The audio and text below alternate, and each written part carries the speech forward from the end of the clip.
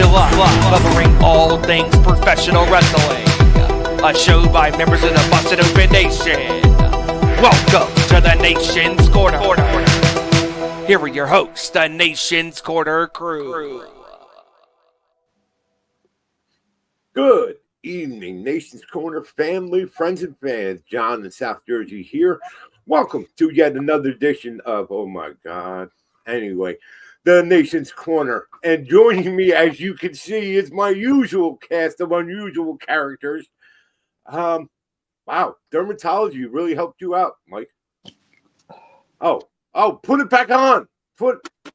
Happy Halloween. Yeah, it was better before. Anyway, okay, that's a public service announcement. But anyway, from all the way out in Monrovia via the LIE, he is the Nation's Corner Elder Rantsman and our lovable and soon to be two-time. I can't say two-time yet, but he is already the world's greatest grandpa. But he is Mongrovian Mike. What's up, Mike? What's happening? Happy Halloween. I'm wearing my Reanimator 40th anniversary shirt. Yeah. Nice. And of course, front row there in midnight in Barcelona. We have gone international, ladies and gentlemen, because our very own Front Row and his lovely wife, Mrs. Front Row, are vacationing in Portugal as we speak right now. So hopefully he has some wine and a cigar and going to listen to us babble for the next hour or so. They were at the westernmost part of the West. Yes. If you understand that. Yes. You know. Yes. You're having fun out there. It's midnight in Barcelona, so there we go. Cheers. Hey, cheers to them. And of course, I would be remiss if I did not mention she is one half of the hottest and best tag team, intergender tag team in all of wrestling today. She is the Nation's Corner social media queen and part of, or the better half of, Two Breasts, One Leg, as you all know it, or as we all know it, the three-piece with the side, and that side is GFY. She is the lovely and talented Debhausen. Oh, yeah. Tonight, I am wearing ABC. That's easy as 1, 2, 3. It is. Ace 1, 2. Bay. Sweet. Because it's the greatest story ever told. Greatest story ever told. The incredible Chris Bay and the inevitable Ace Austin, who is having a match tonight on Collision against Brian Keith. Well, I'll finish out the fit. As you can see, I have this lovely shirt.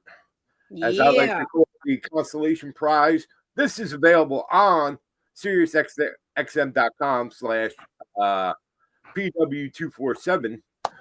And it's funny I mentioned that because I went to New York City this week to the XM studios, and all I got was this lousy t-shirt. Yes. But it was very cool. Myself and our very own Too Sweet Neil were able to were invited. They did a live masterclass, part of SiriusXM celebrating their podcast months, and it was with the Core Four, Dave, Bully, Mark, and Tommy. And we sat in basically on a live taping of the masterclass, and it was very entertaining. It's going to drop Monday afternoon in the normal masterclass spot on the app and on YouTube. It was a lot of fun.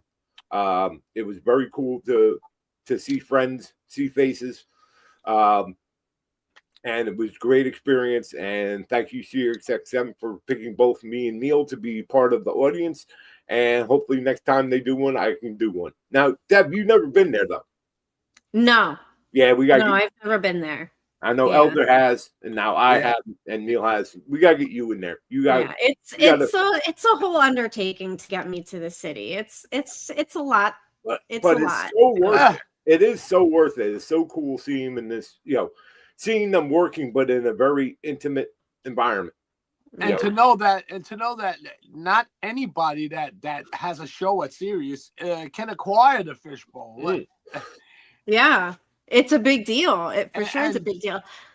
I can't wait. You just had you had a special day because Tommy Dreamer was on fire that day. Oh, dude, I was just about to say, like, if the Masters class was anything like their morning on Busted Open and then crashing Not Sam, I can't wait to hear this Masters class because, yes, Tommy was in absolute rare form. I was dying. It was one of the best Busted Open shows that I can remember. Oh, my God, dude. Like, the whole time I was laughing so hard, I legitimately couldn't focus on my work. I probably looked like a moron. Mark was hangry. The hungry, the hangry. No, the hungry, the angry, and the heavy. The hungry, the hangry, and the heavy. Yeah. They were. I love the vibe when they're in person. You know, obviously it's understandable that they can't really all do the show from the studio that often, but when they are in person in the studio, it's just amazing. Well, it's an energy. I believe Mark Henry coined his next new shirt to come out, right? Yes. Something like God is the only one that protects you from me, or something like, or God is the only one that keeps me from killing you. Yeah. I'm like, God damn, Jesus. Well, Mark did say he wants to make it where they're all in the studio at least once a month, and I'm like, yes, that would be incredible. That would be so much fun. There's a dynamic there when they're in person, and it's something without all four of them in the same room, face to face and all that really makes it special. But let's get to the week that was in pro wrestling. Of course, we have a PLE tonight. I think that's what they still call them on NXT. But NXT is presenting Halloween Havoc, kicking off here at 7 o'clock, right after we finish up here on the East Coast. Adjust your time accordingly. We're going to get into that. And, I get it. It's Halloween Havoc and everything, and especially after watching the House of Horror shows hosted by Shotzi Blackheart on GCW last night, man, it's not going to be the same Halloween Havoc on NXT without Shotzi. No, it's not. They're all great matches and stuff, but it was something always cool about that Halloween Havoc, especially with Shotzi, because she would come out in costume, and she did last night at GCW up in Rochester, and it was great. But to me, it's just not the same. But I'm still very interested in it regardless. But we also had real quick on GCW, real quick. Okay. That show last night was a lot of fun. Not only the Halloween theme stuff, like you said, Shotzi does an incredible job. She put together a really great card, and that main event with Charles Mason and Atticus Cogar. Oh boy.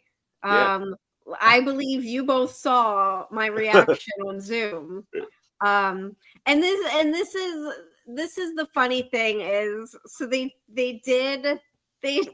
had a container. Now this was during Shotzi's match, but they had a container that they filled with a red colored liquid, and she poured apples into the container, and it's so funny. And then so they had that part there, and then in the Atticus Charles Mason match, Charles Mason was putting skewers through Atticus's nose. Yes. And okay, so this is a really hilarious thing to me, not to get kind of off on a tangent or anything, but nobody ever does that on this show. Yeah, ever. It's something that struck me last night when I was watching that, and I was, shielding my eyes, like, oh, that's so gross. You don't like scary stuff, Dave. But so that's the funny thing is, like, when I see that stuff in matches, like, yes, I shield my eyes and I go, oh my God. but at the same time, I love it. Like it fuels me almost. Like I don't know, I can't explain it, but I love that shit. Well, and then then we excuse me, then we saw on Wrestledream, there's this whole big deal made about the fish tank spot that they did on there, and it made me laugh because yesterday I was listening to Peter Rosenberg on Cheap Heat after Busted Open, and he kind of said the same thing I've been thinking. Like, can we just stop pretending to be all offended by this shit? Like, this is not a show for 5-year-olds. If you are watching a Jon Moxley versus Darby Allin match, you know what you're about to watch. You know what you're getting yourself into. And so it just struck me as funny because like we saw that on Wrestledream and then we saw that on GCW the night before. And it's just every AEW pay-per-view, there's always some sort of hoopla over something that happens that usually involves Jon Moxley or Darby Allin. Can we stop pretending to be offended by this shit, please? Hey, I was offended the way it was lit on fire. There, I said. I was offended that no one physically burned. Nothing caught on fire. I know. Nobody. I wasn't aware until after the fact that because they were in Missouri that all the stupid bullshit rules. Same thing, the GCW was in New York, in Rochester, New York last night, and they can't bleed. So there's these stupid rules that they have to deal with. Sure. But yeah, I wasn't aware till after the Mox Darby match that it was Missouri, because I think everyone expected quite a lot more than that. But I also thought it was funny, and I saw a post about this. Like only in AEW can you have a match that's simultaneously too violent and not violent enough. Right. Like people are all in an uproar because it's too violent for kids. What think of the children. But then people are also in an uproar saying, "Oh, well, that was a letdown. That's it." It's just funny. It's funny to me. I'm the latter because that match went on at what? 11:30, 12 o'clock at night. I think it was like just after midnight. Yeah. All right. Who's a responsible parent here? Who has your kid up at midnight? We're trying to protect the children. Well, the children should have been asleep a couple hours ago. But Sam Roberts made sure his kid was in bed. I assure you that. Yes. But you talked about funny things at GCW. What I thought was funny is the beginning of the main event, the Atticus Cogar Charles Manson match was a coffin match. So they have these four, guys, whatever, carrying out this coffin. And I'm like, man, what's that coffin made of? Because it looked like, these were four, regular sized wrestling guys, extras, enhancement talent, whatever. But it looked like they were struggling a little bit. And I'm like, man, okay, well, whatever. And one of the Druids, of course, turns out to be Atticus Cogar making his entrance, which I know. Oh, God, it was the mask? Yeah. And what I thought but also hot at the same time. Well, that's your interpretation. You're more than welcome to it. But at a certain point, of course, that the object we all know what a coffin match is. You have to put your opponent inside the coffin, close the lid. So they're toward the end of the match, and they're finally at the point where both Charles Mason and Atticus Cogar are beating each other up, fighting, trying to get the other in the coffin. The coffin pops open. And now I know why those four guys were struggling.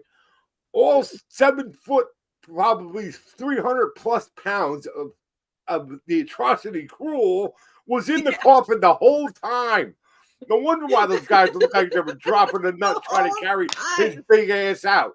And of course, now he comes out wreck shop with Slade and. I would have thought it was made out of Mongrovian oak. It might have. I thought, I'm like, man, that's a heavy ass coffin. These guys are struggling. Yes. He got his big ass in there. But anyway, that moment really shocked me. Yeah, it's on replay on Trillium Plus. If you want to just have a good, some great wrestling and just an overall fun night of wrestling. We had a garbage plate on a pole match. That was great. And Took then they over ate, Rochester. and then they got food after the match. Yes, and they got some food. Absolutely good for them. Good for Alec Price and Jordan Oliver getting them big takeout garbage plates and enjoying them as they should have. Absolutely, It was fun. It was all fun. Right. Going back to Dynamite real quick. Yeah. It was the follow-up for Wrestledream. And while I'm not sure how to say this, but it was a good show. But I don't know, as a follow-up or an aftermath, I didn't besides the women's tag team tournament and pairings and stuff, it kind of seemed like the same from AEW, not a follow-up after a big pay-per-view. Yeah. So I think something that like I've noticed that I think they struggle with is like it feels to me anyway that like the pay-per-view to pay-per-view cycles, like we have some storylines that lead up to a pay-per-view, and I think they do a really good job of the lead up to the pay-per-view. And I think they do sometimes struggle with like after the pay-per-view happens and all those big moments that you've been leading towards, how do you kind of keep that going? It feels like a lot of peaks and valleys. It feels like, lead up to a pay-per-view and then it crescendos and then it goes down and you're leading up to another pay-per-view and then it crescendos. Yeah. That's what it feels like to me. And oftentimes a lot of people talk about how the follow-up show after pay-per-view is kind of a little meh. And yeah, I think, I didn't think the show was meh personally, but I totally understand like the criticisms, especially like the Hangman thing at the beginning. I totally understand the point of like, so we see the promo from Hangman where he says, as soon I'm going to find you and I'm going to get my hands on you. And then 2 seconds later, Samoa Joe comes out and you're left going like, well, there he is. Like, go get him. Yeah. Well, and like they said on Busted Open, that could have been fixed pretty easily by just coming up with something to explain why he wasn't there. Right. I think Bully brought it up. Like the trainer could have said, like, you're not cleared, to appear, something to explain why he wasn't on the show, why he wasn't running right out there after Samoa Joe. So I totally get those things. And yeah, I think that's something that they do struggle with. And after a pay-per-view, when everything you've been doing for the last month has been leading up to that, how do we keep that going? It always feels like they just kind of start over with the lead up. And just some of the inconsistencies like that with Hangman and Joe. And the other one was, all right, even if they went with Hangman isn't medically cleared, isn't medically available, can't be on the show. Yeah. Was Hangman's match with Joe worse than Jon Moxley and Darby in an I Quit match? Because they were both there. Right.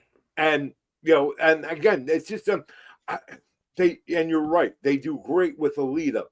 They're telling stories in between the pay-per-views, but it's that after show, that fallout show that just everything kind of just goes. Yeah, it's almost like they just reset after pay-per-view. Like we had the pay-per-view and we kind of reset and start leading to the next pay-per-view. Yeah, and then so Dirty in the chat here. I'm not sure why YouTube isn't showing us like people's display names. They're showing us like the actual usernames. That's weird. Yeah. But so Dirty says he wasn't on Dynamite, but he let off Collision. So we'll see Collision tonight. And yeah, I did see that he was advertised for it. So I gotta wonder if maybe that's just, you gotta have some important storyline stuff on Collision. That's always been one of my criticisms for like viewers, is that viewers like, oh no, that's fine, Dirty. It's not really a spoiler. I don't care. But yeah, that's like a lot of people criticize, like, well, why did this important thing happen on Collision? That should have been on Dynamite. Well, if you don't have any important stuff happening on Collision, what incentive is there for people to watch it? Right. You're talking about 8 o'clock on a Saturday night. Right. Most weeks, so, you like they have to have some important storyline stuff happening on Collision to entice people to watch it and you know to get that viewership. So maybe that's just the only thing I could think of really is maybe, you know, they wanted him to start Collision. He's advertised as we'll hear from Hangman Page on Collision. And we know that he often starts the show when he's on. Right. So that might be just them wanting to get some viewership on Collision. Who knows? Sure. But I get the criticism about Dynamite. It's, you know, it's fine. Well, I totally understand, you know, people's kind of critiques. Well, and speaking of the critics and some of us, myself anyway, are part of that. I was having the thought after watching Dynamite Wednesday night, and everybody, you know, if you talk to prevailing audiences and wrestling fans, everybody is sick of seeing Jon Moxley, and how much further is him and the Death Riders going to go? And I'm trying to be. I hope he shows up every week just to annoy my But here was the thought I had. I already gave up on being annoyed. But here's the thought I had about it, and I wanted to get your two input on it. And of course, anybody here joining us in the chat, they can't get rid of Jon Moxley right now. Not right now. And it's still part of the storyline. Well, you have a white hot babyface in Darby Allin. The man risked his life to take the AEW flag to the top of Mount Everest. He passed like dead people on his way up. You take Jon Moxley off of television right now. Who is that heel that you can either heat up or put in front of Darby that's going to breathe down Darby's neck? I'll wait. Right. I'll tell you, anybody else, please just. But that's the whole point, Elder. They don't have anybody. There is no one you can plug in or spend the next 6 months trying to build that can be the heel that breathes down Darby's neck. They had one, but he's tired of Hangman, and that's Samoa Joe. Well, that's what happens when you have an I Quit match, and then the finisher is a stupid wrestling move. But that was my thought. Now AEW's kind of stuck. Grin, and I get it. They need more heels. They and you know what? Do. I think part of nobody wants the to be a friggin' heel. That's the problem. So that is some of it. That is some Even of it. MJF doesn't want to be a fucking heel. A lot of people don't want, and they had this discussion on Busted Open the other day. I know. You know, a lot of wrestlers don't want to be, you know, that real heel because everybody, you know, wants to be liked, and unfortunately these days, if you are a real heel, if anybody here on the show or watching the show likes me, fuck you all. Who cares? Just be a fucking heel. Who gives a shit about someone clicking on you goddamn thing? Oh my God. All over the place with that too. And another thing you do when you get deadly green misted like Rhea did, you got misted like Rhea did. 5 seconds later, you're taking selfies with Lillian Garcia and posting it. That's stupid. You're writhing around in pain. What are 10 you minutes talking later, you're taking about? Everybody ruins it. No one can be a heel. No one can be injured. No one can sell anything anymore. You have very few people that sell anything. They want to be liked, like you said, Deb, just like you do. You want to be liked by everybody on Blue Sky, so you never put anything out of bad about AEW. You can't. You've impossible for you.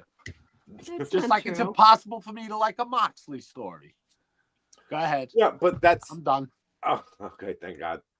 You wanted a rant? You got a rant. I said I wasn't. Yeah. How would you know what I post on Blue Sky? I wouldn't. I just know that. And I have argued with people on there as well. That's where all the hippies hang out. Well, must smell there then. Yeah. It smells like desperation to patchouli oil. Yeah.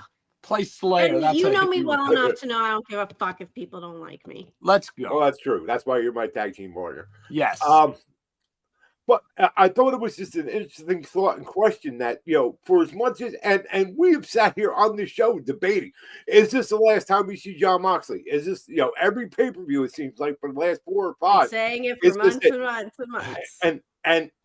But that was kind of the thought I had after Dynamite. They don't have anybody. Even when MJF comes back from whatever, they can't even use him. Because obviously he's going to be tied up with Hangman because Hangman's the champion right now. So it's not even like they can use Darby as a stepping stone. They don't have anybody. And so I think one of the reasons why it's tough to have an actual heel is because a lot of the fans recognize when someone is talented. Take like MJF or Kyle Fletcher. Like, we recognize that they are incredibly talented at what they do. So it's honestly really hard to actually hate them because you know that they are so talented and they are so good. And you naturally, like, it naturally turns them babyface because people are rooting for them to succeed because they're talented. Yes. And it might be a hot take. I don't think it is, but Darby Allin is the face of AEW right now, not Hangman. That's not a hot take. That's not a hot take, no. Yeah, and I think unfortunately Hangman is suffering from a similar thing as to what Cody Rhodes is suffering from. Is the chase was so good. That's where the story was the chase, and it was the case for Hangman, and it was the case for Cody. The chase to getting the title was the whole story. And unfortunately, once they got the title, we've seen this with Cody. Well, it's difficult to have real, like, good opponents for them. Like, you can have matches, but as far as like a heel to bounce off of, Bully kind of had a mini rant about this the other day. Like, Cody needs a real heel to go against, a heel like the final boss was the heel that was whipping him outside in the rain. Right. Like there's nobody else that can fill that spot. You're talking about 2 separate problems. There's the problem where there's nobody is a real freaking heel except for Bully. Bully knows how to, like he said, I can't make you think wrestling is real, but I can make you believe I'm real. Yeah. And that's what we fucking need. And unfortunately, they all like to be liked and get their clicks. But the other thing is, everybody has to be fucking smart instead of, you know what I mean? Like, why does everybody have to be smart? John, we sit there and we see our friends, we boo them because that's what they need at the show. Yes, but that's just the way we are. But especially in AEW, the fans pretty much dictate who's heel, who's face. Yeah. No, and kind of everything gets yayed. And everybody across the board yays. That's not true, though, because there are people that get booed. There are people that get booed. But there's, like we said, there's nobody that gets that real true heat. Like you, Don Callis, but he's a manager. He's not a wrestler. Right. That is your number one heel in AEW is Don Callis, and he's a manager and part-time commentator. And then some the loudest chance you hear it, any AEW people also don't like Ricochet. Ricochet, I think, gets real heat. People do not like him. And unfortunately, the one person that they had that used to get real heat. The stupid name of the faction now, though. I don't like that. It's a bad name. It's awful. It's horrible. The Gates of Agony do not need a different name. Yeah, just call them Gates of Agony with Ricochet. I don't care. The last real heat, heel wrestler that they had, unfortunately, isn't there anymore, and that was Christian Cage. Yeah, and he's not there right now. So the AEW, we talk about no Will Ospreay right now, no Swerve, no MJF. And you always had that even back in the 80s. You had that portion of the people that did like the bad guys. Even there were people that cheered Big Boss Man, even against Hogan. And it was. I liked The Miz when no one liked The Miz. was that when he was still dressing in the janitor's closet? But and one last point, and we'll move on. But they had to take Samoa Joe, who was probably one of your bigger stars in AEW, and turn him heel like that, just to give him something to work with Hangman, trying to keep the momentum of Hangman and being he's still champion. Gonna have everyone's gonna be singing "Joe is gonna kill you," and right. then they're gonna go, "Let's go." The same people are gonna go, "Let's go at him." And right. Yeah, I think that's just kind of an unfortunate thing in current wrestling is when there's a catchphrase, people are going to say the catchphrase. They got to be smart. They got to be in the know. Well, it's across the board. People are going to say catchphrases. People are going to say the chants. Right. Like, we know this. Whether or not the person's a heel or not, we've talked about it with Seth Rollins. Yeah. People are going to sing the song and do the chants. The what chant trying to mess up someone's promo. Yeah. Fuck that. Yeah, well, but if there's a chant or a catchphrase, the audience is going to say it, no matter if they're a baby face or a heel. I ban you from wrestling, all of you assholes. Get out of here. Go to UFC. Oh my God. You are no longer welcome in the kingdom of Monrovia. Are you angry? You don't deserve it. You need to get the man a Snickers, John. Like, what is maybe?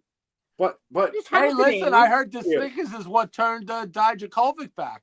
Yeah, finally. But who knew? Thank God. Love you, Ed Robinson. I am so glad that clip was found. That might be my favorite clip that Andre found. And Andre gets a big shout out. That is my favorite thing.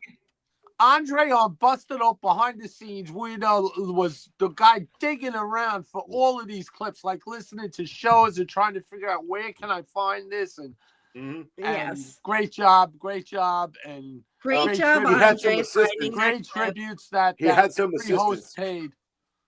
The one of the funniest things I've ever heard was Ed saying, "If you give T-Bar a Snickers, does he turn back into Dijakovic?" Yes. And one of the funniest things. When you can pop Bully or Tommy, like Dave is easy. You go boobies and Dave laughs. Same thing with Mark. You go boobies, he laughs. So, but no, with Mark, you just got to say the meat is good. Yeah. Well, that's what I'm saying. With Mark, you just go a little potty humor. You the meat is good. The meat is good. But like Bully and Tommy, like Bully is a tough critic, and Tommy sometimes is just like in a coma. Yeah, that's a good way to describe it. But if you pop those guys, and once again, I gotta say kudos to Tommy for the show the other day, man. God, he had. Tommy was on another wavelength. Yeah, I don't know what. I don't know what happened. This is what I mean. Keeps talking about heel turns and waiting forever for heel turns. If a show got a Tommy Dreamer heel turn the other day, that's for sure. If a show makes Tommy Dreamer curse, I go, holy shit! They must have really. They must have really pissed him off. Yeah. I mean, he can't find a wrestling show from 1965 that gets him mad. Yes. Nothing.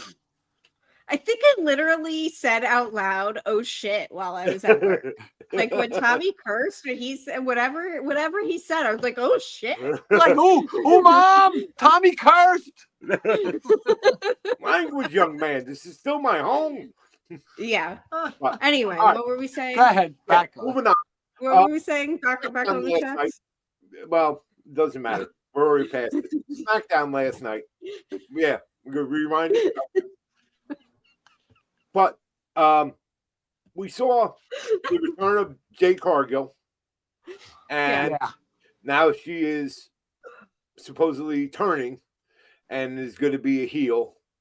And thank God. It was inevitable that they were going to put Jade on a chase for Tiffy time for the women's title. And I guess we're going to see it probably Saturday night's main event coming up. I think Jade's ready for it. I hope Jade beats Tiffy's ass. Okay. I'm just gonna say it. I don't care. Okay. But Tiffy time might be over. Yes. I'm kind of ready to see. I'm tired of Tiffy time, and I'm kind of ready to see a new champion. We already have another women's new champion, and Stephanie Leclerc, and she can keep the belt for the next 10. She's another one that was a heel it's a very heelish character, right, Deb? Like it's so heelish, like it's Tiffy time, it's all about me, blah blah, you know, and like everybody loves it. So it's like that's it. Okay, we got to make her famous. But Jade is pissed off. Jade ate those steps from Nia, and you know had to get some surgery done and whatnot, and some off time, you know, to heal up. And she's tired of, you know, taking shit. She knows she can't say it, but cut the shit. Cut the shit. Yeah, cut the shit, Tony. Yeah. See, this is the thing, and this is why I'm different, and this is why I don't like often subscribe to the normal things that wrestling fans do, is because to me, Tiffy is always the heel, and Jade, I want Jade to win. I want Jade to beat her ass. Yeah. Sometimes the bad guys win, and there is nothing wrong with that. But we were talking before the show, Deb, and you brought up an excellent point and topic, and why not bring it up now before we get into NXT? You were right. So explain what you were telling us and share with the class, if you will. So this is something that I know that Sam Roberts has discussed it on his show here and there. Jokingly, you know, just like Sam does, everything is comedy. And it kind of struck me as I was listening to Busted Open this morning, and I saw a couple posts on the Busted Open Facebook page that made me laugh. In modern wrestling in this era,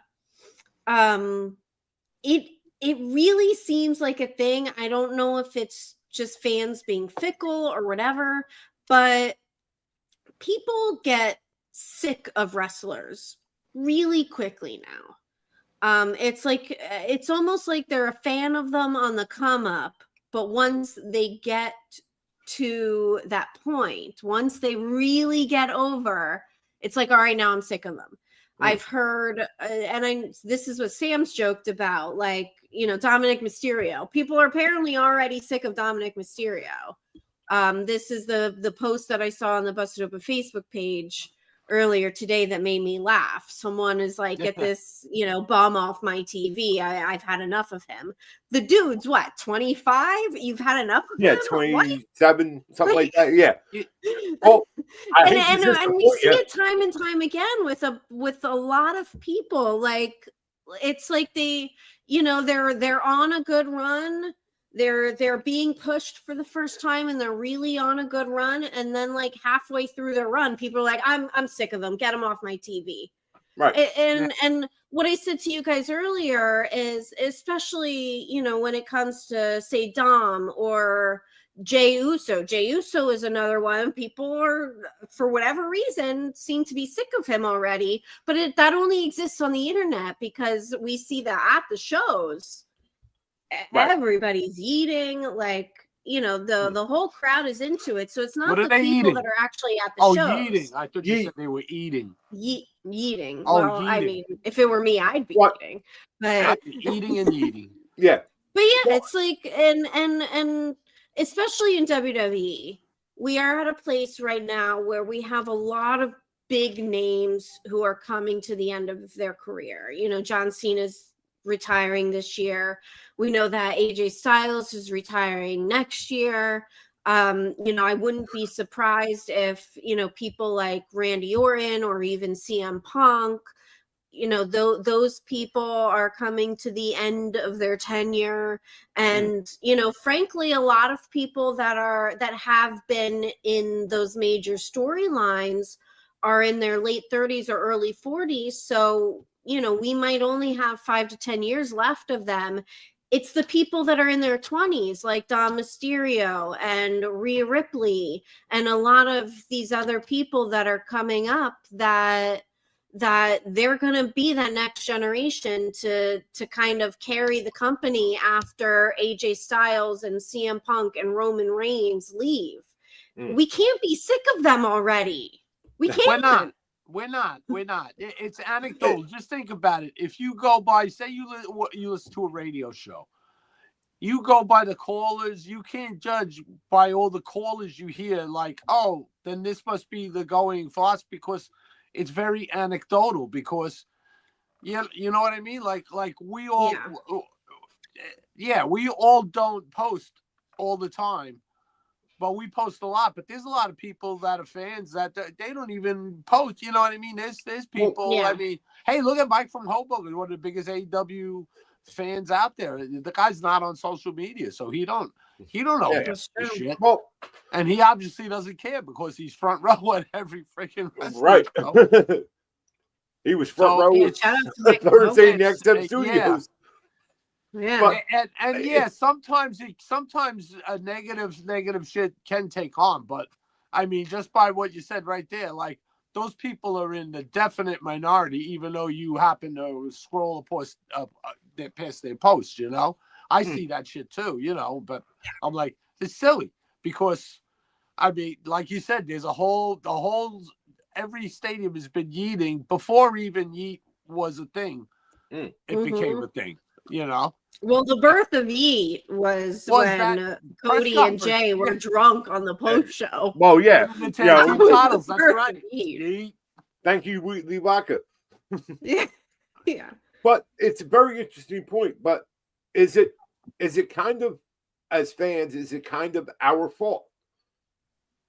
You know, we live in an age where everything is instantly at our fingertips. Yeah. You know, 24 hours a day, 7 days a week, 365 days a year. There are a lot of people that like that CSI. You know, it starts off, it's the murder, and by the end, everything's dead, and the guy's going to jail. Handcuffs being taken away after being judged. Are we kind of our own worst enemies with that? Yes. How many times have we gotten, all excited for, just for an example, a huge announcement from Tony Khan on AEW, and well, that to be fair, that hasn't, with the exception of that one time, really recently, he hadn't done that in like a year. Yeah, but that's it's an older example, but we see that constantly, and you're right. Like we were talking about before, Hangman with the Chase. Everybody was so into Hangman with the Chase. Well, he got the title. He got got it out of the briefcase. Now he's champion. So now what? Now what? And that's the whole story was about him beating Mox. So once he did, now what? But the whole now what to me was the fact that Mox was there the next freaking day. Like it wasn't even. Right. And that's a big hit. I don't care if they needed him. That was needing Mox ruined it for Hangman, and made Hangman is the freaking champion. He's holding the belt, and he's not even the face of the freaking company. Well, that's why. But that's true for any company right now. Right. I also don't subscribe to the idea that the champion has to be the face of the company. Well, if your champion is the only face of the company, that means you are putting all your eggs in one basket. Well, that's what they did by putting their egg inside a briefcase for over a year, though. That's the point. Well, in my opinion, that story was good, and in my opinion, that story paid off. But then once that story was over, it's the where do you go from here? I think we're all caught up in the what's next. We kind of, like I said, we've kind of become our own worst enemy. We can't enjoy the now or what they're doing now.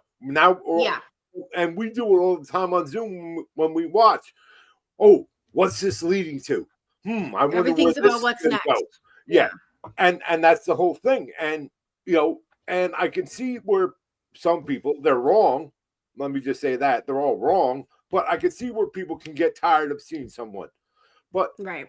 it's called a push for a reason. And everybody wants everything right now. Give me. And they don't want to let stories play out. They don't want to see how things go because we're all kind of conditioned now of the what's next. Where's this leading to? And I don't know. But it's an interesting topic to debate and talk about because, like I said, I think we are our own worst enemies when it comes to that. Where'd you go, Deb? The lights went on. Sorry, I'm having camera problems. It's the lights telling went me off. that I my thought when they camera went was on, unplugged. Andrade was going to be there. It's telling me that my camera was unplugged. So I don't know. I'm having camera issues. All right. But discuss and debate amongst yourselves, folks. Let's get to the action of the night. Of course, NXT Halloween Havoc starting in about 15 or so minutes on Peacock. Yeah, that place. Remember them? Or or if you were able to travel internationally. Some of us are fancy like that. We can go visit exotic locales with a few clicks of a button. I personally am going to be jumping on my private jet after the show and shooting across to the UK to watch Halloween Havoc via Netflix. So, which I highly recommend to everyone. Like, literally, we cannot preach this enough. Our entire group has done this. Yes. We all travel internationally. That's a plane ride so that we can watch everything on Netflix. Don't go to sleep because AK9K is not good. So we cannot emphasize this enough. It is very worth it. It's become our new thing. Every time we gather to watch wrestling, even the weekly shows, especially the pay-per-views and PLEs. Oh, I am watching from London. I'm watching from Norway. I'm watching from Mexico. Yeah. So we all, cannot. And you know what's so funny? So speaking of that, real quick, and I've seen some social media discussions about like what the subscriber numbers are for the ESPN app and stuff. That's all bullshit. Like we know, like just anecdotally, we all use VPNs. Yes, we use the word anecdotal twice. Yes. Twice in this show. We're smart. We can handle things. But you know what I mean? Like, we know that and this is why I don't get into discussions about ratings and stuff, because we know these numbers that come out are not really reflective of how many people are watching. We don't care about numbers. We all know that we all watch on Netflix. We're not advertisers, so nobody should care. Fans aren't exactly. I don't give a fuck. You don't care. I don't care.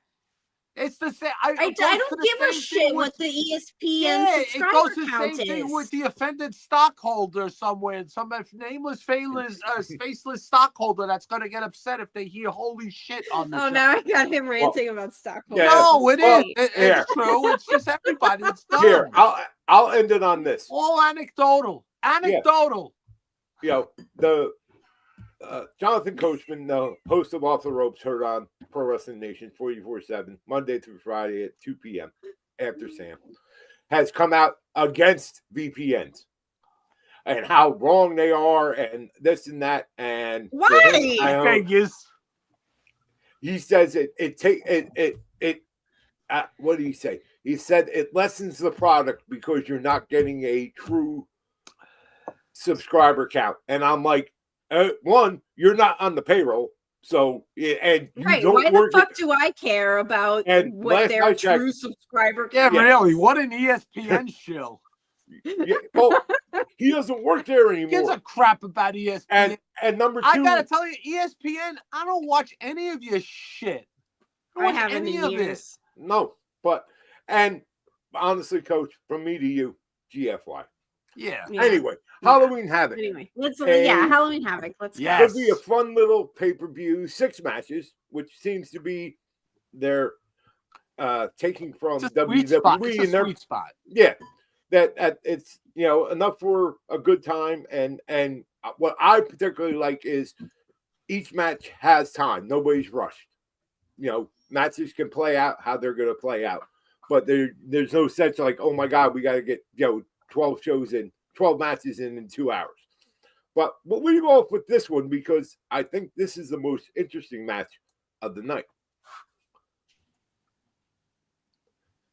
Zarya taking on Blake Monroe for the vacated by Sol Ruka Women's North American Championship. Well, actually, she's defending the title for Sol Ruka. Right. Okay. It's not vacated. Sol Ruka was going to vacate it, but Zarya said, "Let me defend it for you." So we're gonna. What? Oh, he's talking about Tatum Paxley. We didn't get to that word yet, you goof. Shut up. Sorry. But I think to me, overall, it's a very interesting way to get around the age-old problem. Champion is popular. Champion is whatever. Champion gets injured. Normally, champion vacates the title, and we have 2 other competitors go after the title. But I thought this was a very interesting thing that NXT did, because I can't remember the last time they had someone else stand in for the champion to defend it. And we all know that we have Sol Ruka. Yeah, I don't think it's ever happened. That's what I mean. I don't think anyone's ever stood in. I just think it's a very interesting spin on a championship match and a stipulation. So, because if you look at it, all right, if Blake Monroe wins, she's the North American champion. She was going for it anyway. Obviously, she was the next one in line to take on Sol Ruka. But you also have to look at, this is her tag team partner and best buddy, whatever. She has to have had her eyes, and they've alluded to it once or twice, that Zarya has had her eye on the belt too. So this becomes very interesting. Now, if Zarya defends, she's the champion. What happens when Sol is healthy again?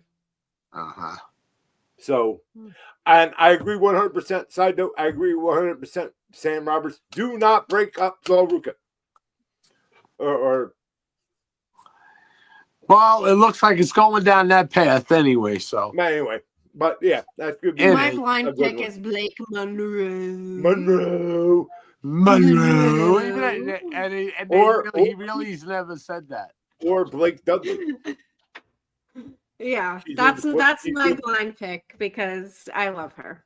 Yeah. Some idiot fans have sat there and sat through some Too Close for Comfort shows just to try and find it. I'm not going to say it was me, but some crazy fans did sit there and watch a few episodes trying to find it. Hands down, the funnest and most ridiculous match of the night. Wrestling, athleticism, antics, etc. is going to be this one right here. It needs nothing other than the fact that you have 3 different companies being represented. You have the team of the Young OG and current TNA X Division champion Leon Slater against your boy Bouncy Javon Evans, teaming up against 2 stars that we know of and have become very popular, one in particular from AAA in Mexico, and one Mr. Iguana and La Parka. So, again, very interesting setup for this match that really doesn't mean anything. There's no titles. There's no fun. Just, the story on NXT was Leon Slater, Javon, they had that banger match at Bound for Glory. And unfortunately, it was ruined. But hey, and Still they good and match though. Yeah, great match, and that following week we see Leon Slater back on NXT television. Great for him, good for the young OG. And he says, "Man, we did all this crazy stuff. Opposed. What can we do as a tag team?" No brainer. Two of probably the hottest young stars in wrestling right now, and they're like, who do we go against? Who do we go against? And of course, everybody's mind's 1,000. Oh, they can go with this team and go. Nah. From over here, down south of the border, Mr. Iguana with Yeska and La Parka. Well, we're not doing anything Saturday night. We'll wrestle you.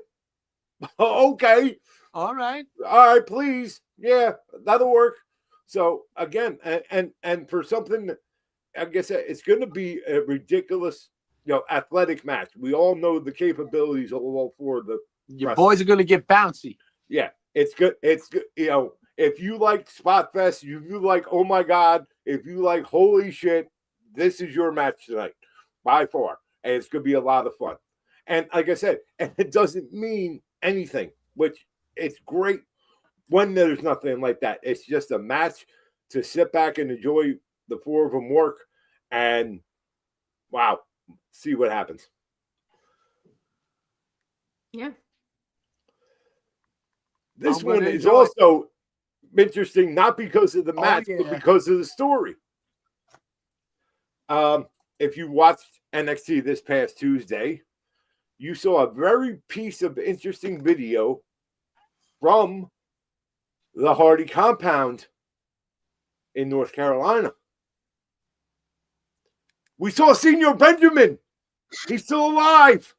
He's wonderful. He's still tending to the garden. Wonderful. Yes. And more importantly, what did we see? We saw the current TNA and NXT and God, I don't know. I can't think of the other two belts. The House of Glory tag team champions, the Hardy Boys, went for a little swim into the lake of reincarnation. And finally, in the words of The Rock, finally, we have the broken, not woken, broken universe. Broken Matt Hardy and Brother Nero. I knew you'd come. That's the match we're going to see tonight in a broken universe rules match. What's that mean? So okay. No fucking clue. Yeah. Yeah, I was just gonna ask because since I don't watch NXT, so I didn't know. Like I had seen it was said that this was a broken rules match. So yes. I was a bit confused, like because I kind of thought like when I had heard everyone talking about what happened on NXT, like I kind of thought it was gonna be like a match at the Hardy compound, like what we saw in TNA recently with the Nemeths. Right.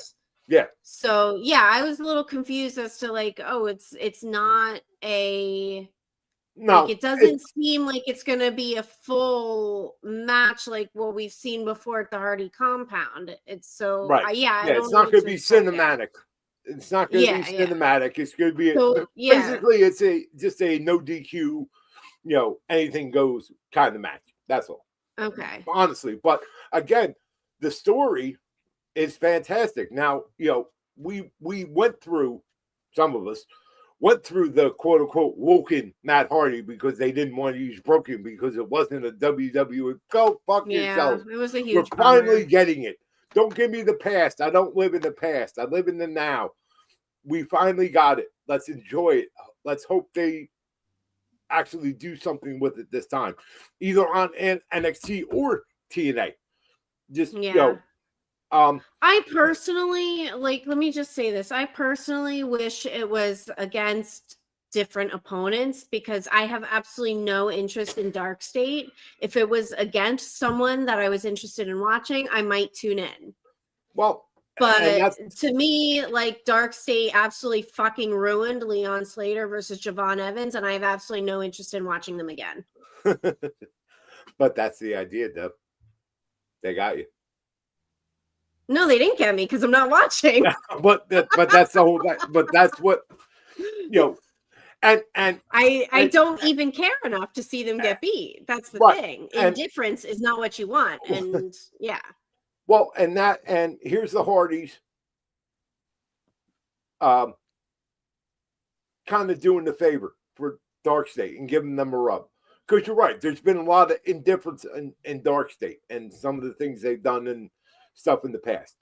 So, but it's still going to be a super fun match because it's Matt and Jeff as Nero and Broken, and to me that's enough. Okay. All that aside. I know I even asked you guys, like, because I'm not familiar with them. So when they came out on Bound for Glory, I even asked everyone on Zoom, like, is this a team on NXT that anyone like even cares about? And the answer I got was, not really. Well, they were the NXT Tag Team Champions until they were beaten by the Hardys. Yeah. So, for me personally, I just wish it were against other opponents so that I would feel more inclined to want to watch. Okay. All right. Because I am happy that they are finally getting the Broken stuff finally on WWE. I am happy about that because what we saw last time was just not what we wanted at all. Well, that allows us to run it back. So, all right. 3 more and we're out. Now, you will like this one, Deb, just because it's your boy, Ethan Page, versus Io de Dr. Wagner Jr. from AAA. And this is for Ethan Page's North American title because he is the greatest North American in the world. He said it, so it's true. Right. So, and again, I never saw Ethan Page wrestling the lucha style. I'm not saying he wasn't capable of it, but it wasn't just the style that he worked. But his last appearance at the AAA Mania show, I believe, that kind of set up this match and set up this feud with the Dr. Wagner Jr. Ethan Page can go, full on lucha style and does it very well. So from a wrestling standpoint, this is a great match. I don't see Dr. Wagner Jr. winning, but again, this is styles make fights, and these are 2 distinct styles. American wrestling, North American wrestling versus Mexican lucha wrestling, and I think it's going to be a very entertaining match. Should be. I hope Ethan Page kicks his ass. All right, now that Neil let the cat out of the bag earlier, we can get to this one. Nah. For the NXT Women's Champion, the surprise Tatum Paxley taking on champion JC Jane, who is now only 1 belt, JC, since she lost the TNA. And Tatum surprised the one Knockouts title left. Yes, in a number 1 contenders battle royal, Tatum was the surprise, and I do mean I was very surprised that she was the winner and earned this title shot. And the fans absolutely, especially the ones in the at the Performance Center that watch every week live there, they are 100% behind Tatum. We may be, if Tatum don't win, we riot type of scenario. We're damn close to it. So, and I like JC as champion because she's kind of leaned into the whispers that she's been hearing since she became champion. She did beat Stephanie Vaquer.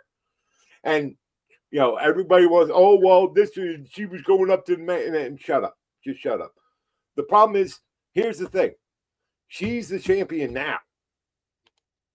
And, the quote-unquote most beatable champion ever is still champion. And she's had some tough competition and tough opponents, and she's still champion.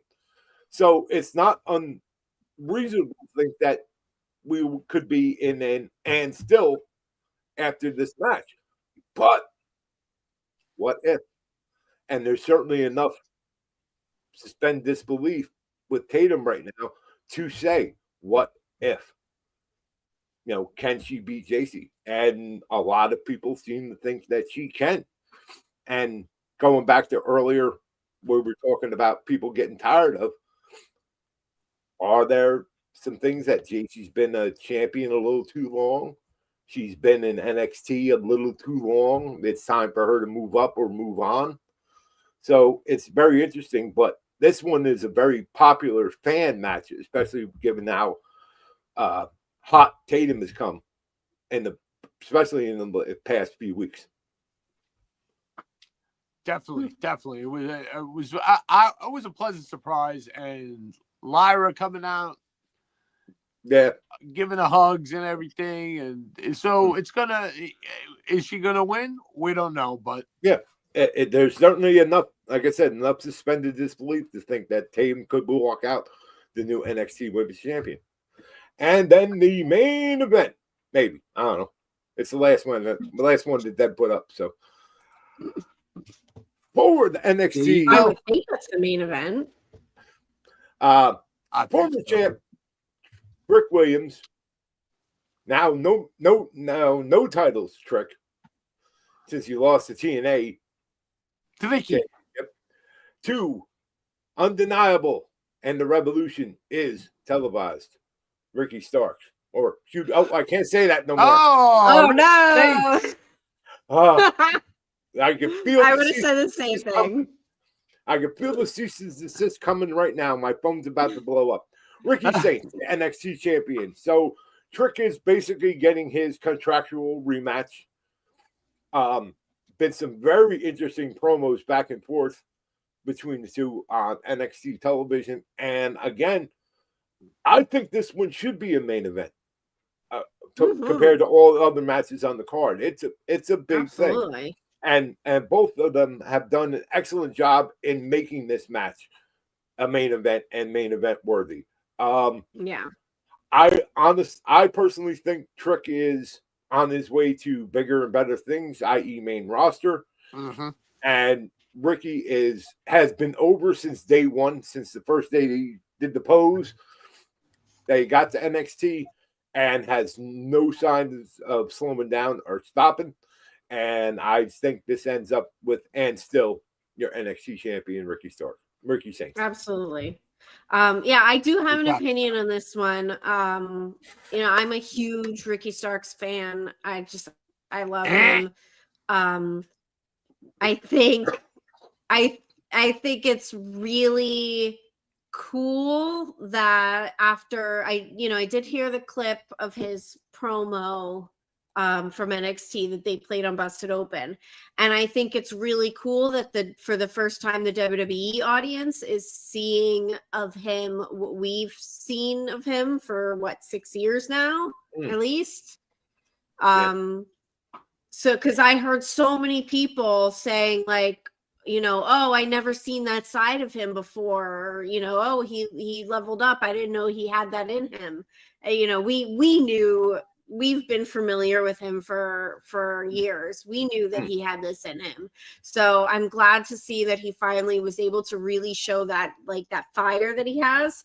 One thing I made a note of, I was listening to the Masked Man show earlier today. Before the Get Yourself Over Monday, we knew of Ricky Starks. We had been watching him on NWA Power. Yes. So I was listening to the Masked Man show, which is part of the Ringer Wrestling Show podcast group. And Kazim said Ricky Saints is anger and sass. And I thought that was the perfect way to describe him.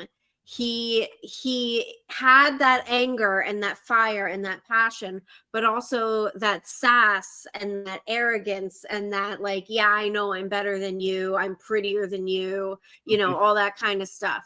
I thought hearing the clip of his promo, I thought that was awesome that, finally he's been able to really, really show what he's got. Yeah. All right. Well, he's got a lot of heart. Again with the toys. Why? We keep an cannot ear out. stop. Keep an ear to the ground. We can't stop him, folks. We just can't. We can't. We tried. We can't. One day he'll be on the main roster at a WrestleMania, and you'll have to give one of these to buy a seat. All right, we got to wrap up. Do you have because like one of those like ninth grade science class skeletons there with you? Like... No, it's just the body parts. Like no skeleton anymore. That went away. Just the body parts. But all right, wrapping up. Okay. Because Halloween Havoc is started. Mongrovian,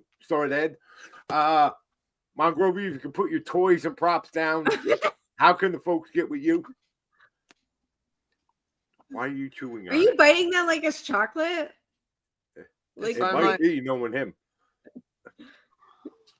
Where can the folks get with you, Mike? Mongrovian Mike, that's it. Happy Halloween. I'm around. Debhausen. I have no Okay. links to click. Yep, everybody knows the drill. That's so debonair on all of my socials. Click the link in the bio. You know where to find me. I have one just because I noticed this. That, ladies and gentlemen, is my daughter. She is the Nation's Corner resident. Resident medical advisor, and she is now officially a 10K marathon runner. She actually got up out of bed this morning and went and ran around her second favorite you got out of bed? She's the resident medical advisor. What should I do about this? My ear's a little red. Jesus Christ. She got up at 2 a.m. because they had to be there very early. Apparently, it takes a while to run 10 kilometers around Disney in Florida. Who knew? I didn't. 2 a.m.? Man, that's I not haven't good. I run don't wake up at 2 a.m. for nothing. 10 kilometers in my entire life, all 54 years. I haven't run 10 kilometers. But, I bet you the winter runner brought their two 4-year-old kids and chased them around the whole park, 10 kilometers. There you go. Right. But anyway, get over here, you little bastard. I wanted to share that with you and with all of you because I'm very proud of her. She has been training literally for the last year for this. This is her first one and her first one of many, and just one of the amazing reasons why I'm so thankful that she is my daughter and she is who she is. And I love you, Brooke, and I'm still very proud daughter? of you. God. The rumors are true. Yay, Brooke! Yay! As it says right there on my arm. Nice. It's been there for 26 years now. But I just wanted to throw it out real quick. So thank you, everyone. And everyone else, thank you for joining us tonight on the Nation's Corner. Go enjoy Halloween Havoc. Enjoy wrestling. Fan how you want to fan. And my camera sucks, but I don't care. We will see you all next week. Oh, wait. I'm pressing the button. You're hitting the button. I'm hitting the button.